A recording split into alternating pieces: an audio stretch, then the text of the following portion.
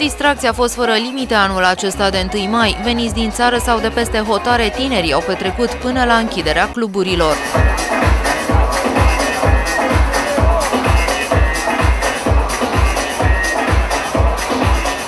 Yeah, I come for music and people.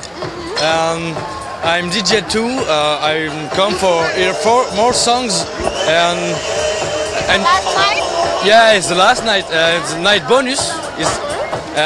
Enjoy. E super tare! E mișto! Da. Când se termină petrecerea? Mâine la prânz. Da. Cum a fost zilele astea? Nebunie, de dimineață până seara! Pentru unii, distracția s-a terminat brusc. Zeci de tineri care fie au băut prea mult, fie au consumat substanțe interzise, au ajuns zilele acestea la urgență. Peste 20 de persoane au avut nevoie de ajutorul medicilor după ce au băut fără măsură. Alți 30 de tineri au ajuns pe mâna doctorilor după ce au consumat stupefiante. În total, la urgența Spitalului Județean s-au prezentat în această mini-vacanță 1500 de persoane.